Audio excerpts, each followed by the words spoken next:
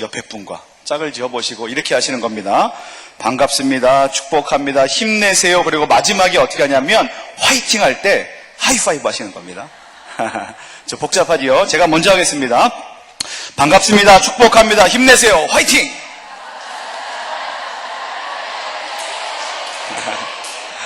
뭔지 모르겠지만 짝소리 나면 성공하신 겁니다.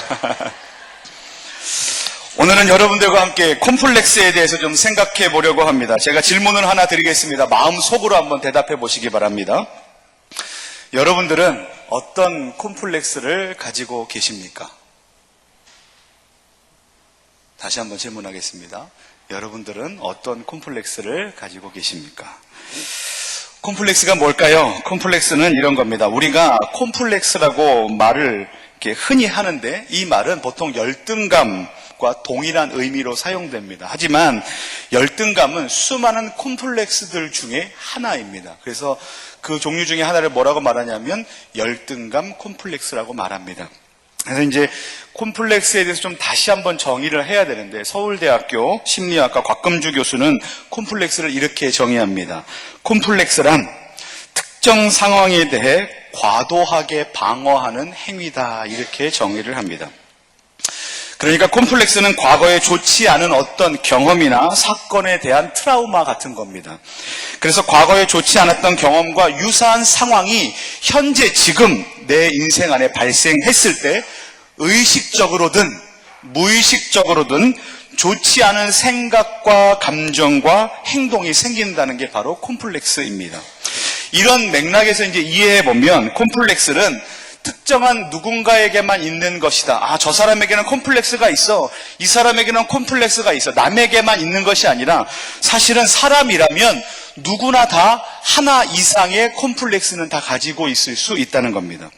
그런데 우리가 모두 다 하나 이상씩 갖고 있는 이 콤플렉스는 누군가에게는 부정적인 영향을 줄 수도 있고 또 다른 누군가에게는 오히려 좋은 영향으로 나타날 수도 있다는 겁니다. 제가 예를 들어 보겠습니다. 작은 키를 가진 것이 콤플렉스인 사람이 있습니다. 어떤 사람은 이 작은 키를 커버할 수 있는 무엇인가를 개발하는 데 오히려 힘을 씁니다. 그래서 역사적인 인물이 되기도 합니다. 그와 같은 사람이 누구냐 하면 우리가 잘 알고 있는 나폴레옹 같은 사람입니다.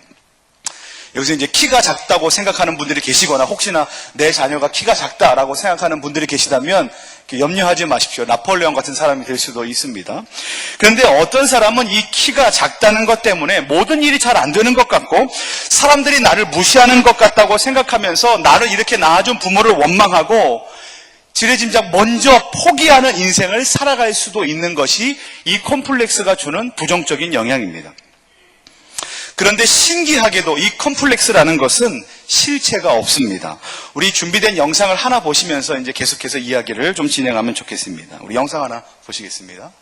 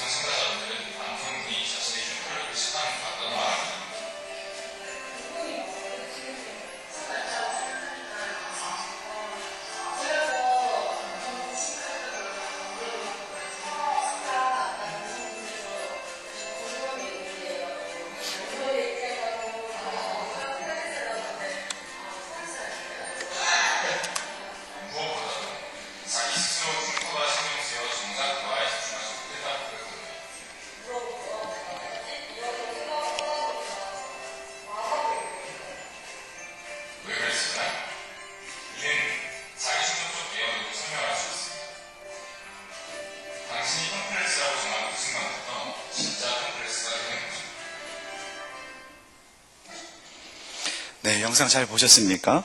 보신 영상처럼 사실 자기가 가진 콤플렉스는 다른 사람들에 의해서 객관적으로 규정된 것이 아닙니다. 오히려 내 스스로가 주관적으로 규정한 거지요. 이를 뭐라고 얘기하냐면 자기 충족적 예언이라고 얘기합니다. 그래서 나는 흉터가 있어.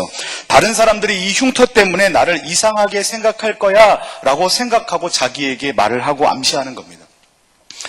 앞에서 말씀드렸던 작은 키 컴플렉스의 나폴레옹이라는 사람은 키가 157cm로 알려져 있습니다. 그런데 알려진 것과 다르게 나폴레옹의 실제 키는 169cm였다고 합니다. 당시 나폴레옹의 키는 객관적으로 작은 키는 아니었을 겁니다. 그런데 나폴레옹의 작은 키는 나폴레옹의 자기 충족적 예언이죠. 아, 나는 키가 작다. 나는 이게 컴플렉스다. 라고 말하는 거죠. 근데 이와 같은 것은 분명하게 어떤 모양의 컴플렉스든 우리는 반드시 극복해내야만 됩니다. 그렇죠. 이 컴플렉스가 이 긍정적으로 영향을 끼쳐서 뭐 역사적인 인물이 된다거나 아주 좋은 영향들을 우리에게 날마다 주면, 긴장감을 주면 좋겠지만 오히려 그것보다 더 좋지 못한 부정적으로 나는 안 돼. 나는 포기할 거야. 시도하지 않아. 저 사람이 나를 미워해. 저 사람이 지금 나를 뭔가 이렇게 막 이상하게 생각할 거야 라는 부정적인 것들로 나를 더 몰아가고 억압할 수 있기 때문에 그런 겁니다. 만약에 내 안에 있는 콤플렉스가 극복되지 않으면 앞으로 살아갈 우리의 인생이 행복감이 아닌 불행감과 불안감으로 충만하게 될 겁니다.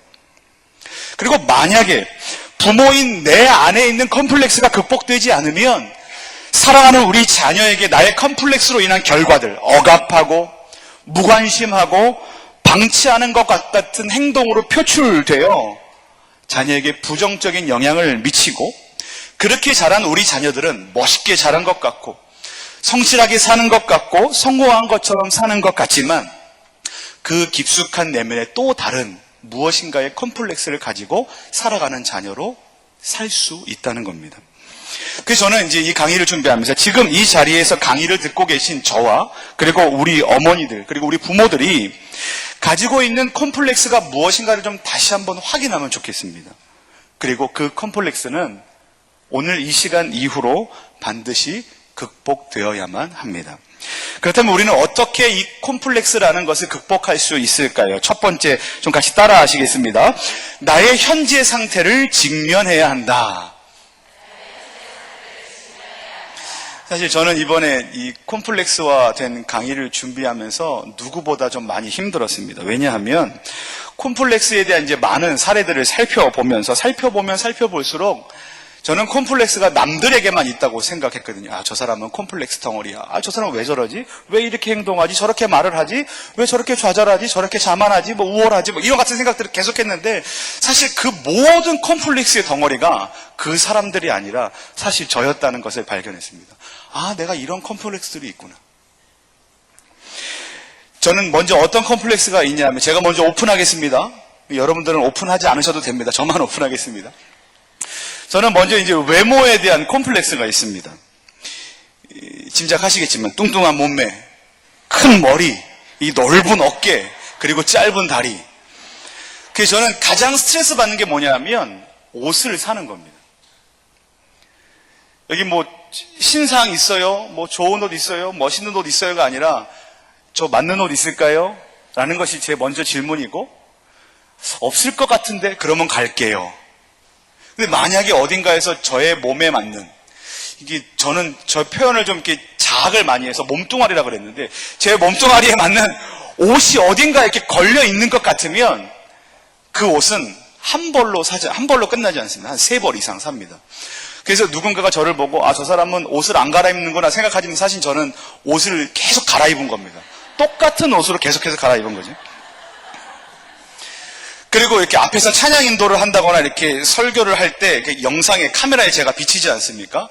그러면 저는 저의 그 짧은 다리를 보는 게 너무나 싫습니다. 그래서 앞으로 혹시나 이렇게 방송실에서 이렇게 저를 잡으실 일이 있으면 뭐 하여튼 다른 곳을 잡아주시면 좋겠습니다. 저는 이제 이 다리가 별로입니다. 심지어 저는 제 집사람보다 키가 10cm가 큽니다. 근데 다리 길이는 10cm가 짧습니다. 그래서 저희 아내가 늘 이렇게 이제 아기를 3살인데 깐난 아이 때부터 이렇게 눕혀놓고 늘 이렇게 다리만 쳐다봅니다. 아빠를 닮으면 어떡하나 이제 걱정하는 거죠. 이게 저의 큰 콤플렉스입니다. 그리고 또 하나의 콤플렉스가 있는데 뭐냐면 얼굴의 흉터입니다. 잘 보이실지 모르겠지만 제 얼굴에 흉터가 있거든요. 초등학교 1학년 때 화상을 입어서 왼쪽 턱 밑에 커다란 이제 혹 같은 흉터가 생겼습니다. 지금은 이제 몸이 자라면서 좀 넓어지고 작아져서 잘 안 보이기도 하지만 제 초등학교 때 별명은 이 혹 때문에 김일성, 혹부리 영감, 번데기 이와 같았습니다. 초등학교 때 제 사진들을 가만히 살펴보면 이렇게 잠바나 이렇게 집업 같은 걸로 이렇게 턱 밑까지 이렇게 올려서 여기를 가리려고 많이 애썼던 사진들을 볼 때가 있습니다. 그리고 흉터 때문에 겨울이면 제 얼굴이 심하게 빨개집니다. 근데 이제 그냥 피부가 이렇게 빨갛게 이렇게 올라오는 게 아니라 화상을 입은 자국이 있기 때문에 불규칙적으로 이렇게 빨개집니다. 그래서 이제 그때 제 얼굴이 사진에 찍혔다든지 영상이 올라오면 조금 더 이렇게 힘들어하고, 특별히 이 왼쪽이 찍히는 걸 별로 안 좋아합니다. 제 왼쪽 얼굴을 안 좋아합니다. 그래서 사진 찍을 때 이렇게 잘 부탁드립니다. 제 이쪽만 찍으셔야 됩니다. 이쪽만. 이쪽을 찍으시면 큰일 납니다. 제가 집에 가서 이렇게 울고 있을지 모릅니다. 근데 이제 외모뿐만 아니라 이제 이 내적인 콤플렉스들도 있는데, 저는 이제 칭찬과 인정을 받기에 이렇게 목말라 하고, 때문에 좋은 결과를 내야 한다는 부담을 가지고 있고, 실수하는 것에 대해서 심하게 저를 자책하고, 늘 최고일 거라고, 늘 나는 1등일 거라고 생각하지만 알고 보면 평범한 넘버 3였던 것에 대해서 실망하고 이렇게 어려워하는 콤플렉스들도 가지고 있습니다. 그리고 요나 콤플렉스라고 제가 요번에 이제 발견하게 됐는데, 요나가 이렇게 물고기 뱃속에 들어가지 않습니까? 이 물고기 뱃속에 들어간 이것을 모티브로 삼아서 요나 콤플렉스는 뭐냐면 무엇인가를 시도하지 못하는 겁니다. 그래서 도망갑니다. 어디로 도망가냐? 뱃속으로 도망가는 거죠. 그래서 이거 무엇을 얘기하냐면 내가 하는 무엇이, 내가 시도할 무엇이 실패할까봐 두려운 겁니다. 그래서 하지 않습니다. 또는 내가 할 무엇인가가 성공할까봐 두렵습니다. 성공하고 나오면 그 다음에 권태감이 올 것 아닙니까? 그래서 그것을 시도하지 못하고 이렇게 우물쭈물하면서 계속 그대로 있는 겁니다. 그래서 시도하지 않는 걸 뭐라고 말하냐면 이제 요나 콤플렉스라고 얘기하는데, 이 요나 콤플렉스도 제 안에 있는 것 중에 하나입니다. 그래서 저는 이것을 사실 심사숙고한다 생각했는데, 나쁘게 보면 시도하지 않는 겁니다. 이게 이제 부정적인 결과들이죠. 근데 여러분, 이제 제가 이렇게 제 안에 있는 이 콤플렉스들에서 말씀을 드렸는데, 제가 혹시 이상해 보이십니까? 감사합니다. 이상하지 않다고 얘기해 주셔서 너무나 감사합니다. 그런데 우리는 이와 같은 이제 콤플렉스들을 이제 가지고 있으면서 내가 이상한 사람으로 취급받을까봐, 손가락질 당할까봐 우리가 갖고 있는 콤플렉스들을 어떻게 하냐면 꼭꼭 숨겨둡니다. 이것을 들키면 안 돼. 내가 저 사람에게 이것을 들키면 흠잡힐 거야 라고 강박 속에 살아갑니다.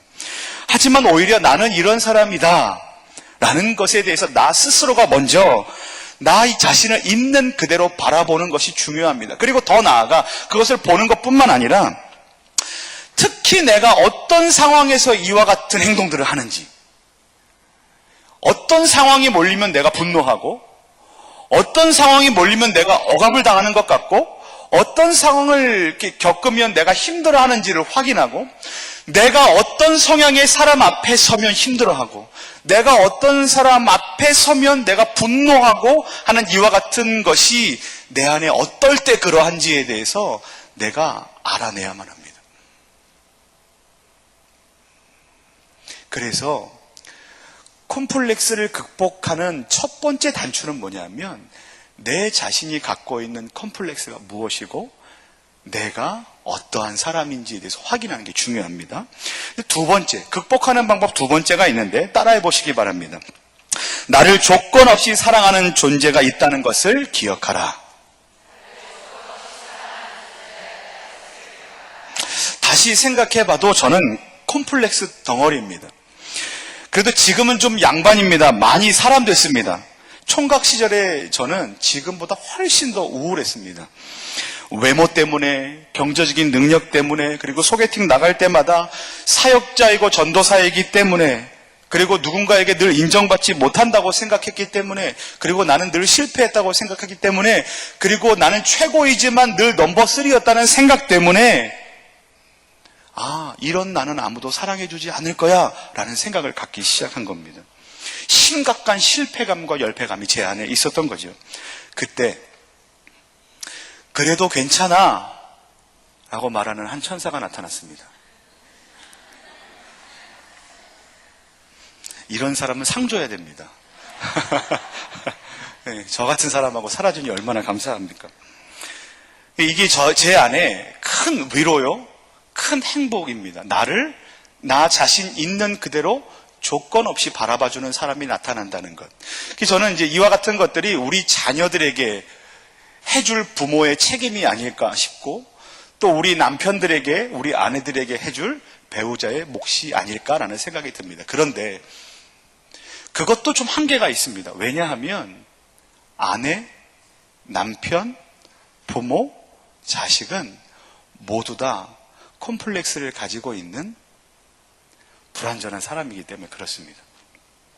그런데 우리에게 진실로 이와 같이 말씀해 주시는 분이 계십니다. 그래도 괜찮아.